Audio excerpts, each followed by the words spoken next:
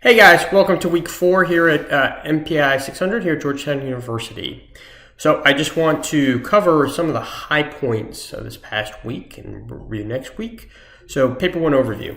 I think everyone here has gotten their paper back. There's maybe onesies or twosies that hit in late that I'm still trying to update, but I've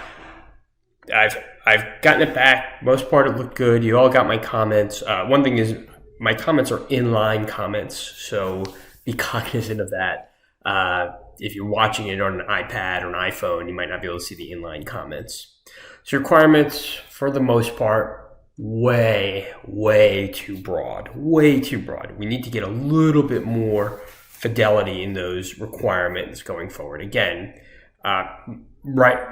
Congress or the congressional and the insurrection, right-wing extremism seem to be popular topics. Some people say, what is the right-wing threat to DC? That is not what we're looking for. You need to break down. Does the chatter on QAnon and social media rise to threatening level during that August re-inauguration? For those of you who didn't follow it, according to the QAnon lore, Trump was supposed to come back into office in August. That is a little bit better. Even better would be, are there detailed plans, plotting, detailed actual coordinated threats against the Capitol? Not what is the threat to the Capitol. You need to give a little bit more granularity. Policy versus intel requirements. I mentioned this. I don't know if anyone followed it, but I mentioned that the requirements have to be threat driven. And they can be rewritten to be threat driven, but don't say, is the Norton software that I'm installing going to protect my business unit from cyber attacks? That's not that's a policy question. The better question is, what is the tactics of potential ransomware into my business unit? So just keep that in mind as you're thinking about your requirements. And then the Intel asset versus collection requirement. Well, a couple of you said, will SIGINT work this? Will IMIT work this? Will HUMIT work this in the requirement itself? You're putting the cart before the horse there. You want to say whether you want to ask the question first and then choose the appropriate int against it. And then finally, social media. A lot of you talked about this. We didn't talk about it in class, but just to be cognizant, social media is good for some problems. Russia election interference, right-wing extremism. It is not good for North Korea. It's not good for things like MS-13, which use actual in-person connections as opposed to internet connections. So everyone's gotten their paper back on that. Moving on to week 3. So we have the Pearl Harbor case study. And we brought in several schools of thought for intelligence failure regarding Pearl Harbor. The first is the traditional school, and this argues that there was too much information for the analysts to sift through. The intelligence failures are going to happen; they're inevitable because you just know after the fact what's important, but you'll never know before the fact that this piece of information was important while this was just the noise in the background. So that's the argument for the Pearl Harbor, that there's just too much information coming in and analysts couldn't sift through it, and you never would. The second is the reformist school. This argues that their information was out there, it was in our government, and it wasn't coordinated through, that the right people weren't reporting to the right people, and therefore information wasn't disseminated down. And in this case, you can argue that information was collected at the national levels through signals interception, through other methods, but it wasn't disseminated down to the commanders on the ground because of bureaucracy, because of classification. So they argue that something could have been adjusted from that. And then finally, there's the contrarian school. This argues that there was not enough collection assets out there, that there were not enough dots to connect, so to speak. There's legitimate arguments here for the Pearl Harbor case study. We did not know the location of the 6 carriers, their most vital asset in the region, until Pearl Harbor happened. there was not enough collection or not enough emphasis on collection to try and figure out where those carriers were. You can make the argument we should have had more aerial patrols. We should have the military attachés running up and down the coastline of Japan looking for these things, and they weren't there. So that's the contrarian school. The Dahl thesis goes a little bit, shifts to the policymaker and intelligence interface, and he argues somewhat correctly that the intelligence has to be focused and tactical enough for a military officer to take action. His thesis is good.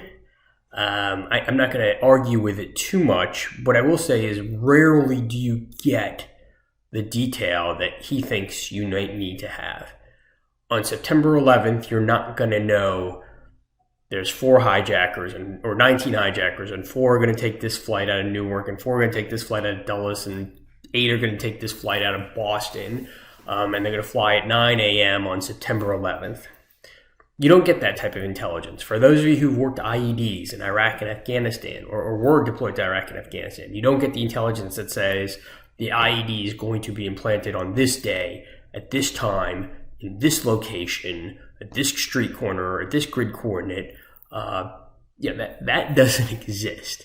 What you do is you get pattern analysis, and you might get some information on the tactics of the threat, and then you got to put something together so you can mitigate risk.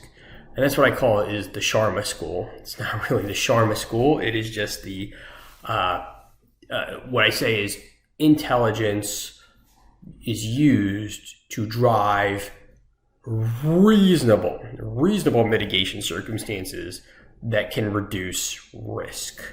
And that is the key point going forward.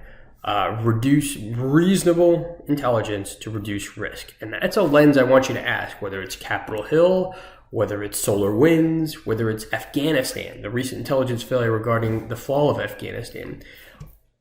It's easy to say intelligence was wrong. It's easy to say, we should have known.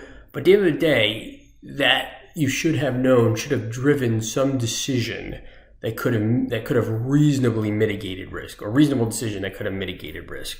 Without that, that's just information that's out there hanging. So you see the traditional schools, and you see all the schools, and I'd ask you to look at these schools and look at this through this lens as we see current intelligence or future case studies in this course. So Yom Kippur War, again, you saw over-reliance on human, single source, arguably in the contrarian school of failure. You also saw addiction to preconceived notions. This would be the analytical school or traditional school of intelligence failures, that they were addicted to the concept and they couldn't see anything else that could contradict their preconceived notions. And then finally, lack of intelligence net assessment. They didn't compare carriers tanks to anti-tank weapons, aircraft to surface-to-air missiles. They looked at it kind of as a clean order of battle, and they said, well, until they get aircraft to counter our aircraft, we don't need to worry about it. Or until they get tanks to counter our tanks, they're not going to invade. They didn't look at those asymmetries that could still lead to a successful assault by Egypt. So that's week 3 review. So preview, this week's a lot of work. I'm going to be honest. It's hard to get in a 7-week course. We have to compress stuff. So 2 case studies, Iraq WMD and 9/11. So Iraq WMD, you have the Rachel Maddow documentary. Rachel Maddow is a political figure, so take it with a grain of salt, but I don't think there's anything inaccurate that she's saying. There's 60 Minutes Curveball, the 60 Minutes documentary, and then the committee report. Committee report's 200 pages. Do not read 200 pages. Do not read 200 pages. As you go through the Senate Select Committee on Iraq WMD, look at the blue boxes, which gives you the understory. So as you go through the blue boxes, read all the blue boxes. If there's something that piques your interest or something from the Maddow documentary that you might want to go into it further, then do so. But please don't read the whole 200-page report. And then you have my lectures. And then on 9/11, you have the National Geographic documentary, the NOVA NSA documentary. the readings, the Dahl and the 9/11 Commission documentary, and then my lectures as well. It's a lot of work this week, but again, I think a lot of documentaries, and I think you should be able to get through it. Please let me know if there's any questions, and I hope to hear